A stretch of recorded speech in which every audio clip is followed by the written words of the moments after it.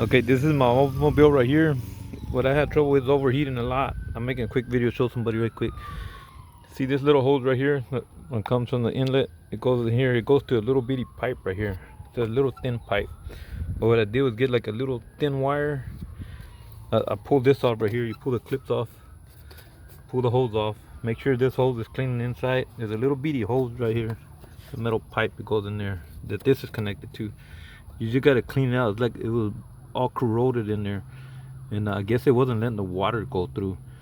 But I cleaned that out, and then I made sure all the little pipes, I made sure everything was it was clean. But this was the main one that after I cleaned this out, the overheating stopped. I guess it wasn't letting the water circulate from here into the motor and stuff from this little piece right here. And I cleaned that out, and then you'll see there's another one in the back part right here. It goes down right there, see?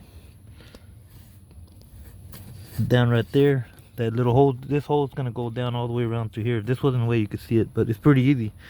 Just follow these little hoses. And I cleaned out with a little bitty wire, kept pushing, and a lot of crud started coming out. You see like corrosion coming out. You keep doing it until you finally get it clear, and it goes all the way through a little wire. And that's what fixed it for me. I mean, it stopped leaking after that. I just made sure all these hoses were free and they went through. I did hook up a water hose, like put it right here, flush it there. I'll hook up a water hose to the thing that goes to the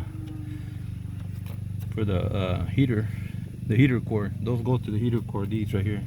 So you got all these pipes. I just made sure all the pipelines were clean, but this was the main part right here where I cleaned it up. This little hose right here. Do that hose right there, clean it up, and you're good to go. Yep, that's what did it right there for me.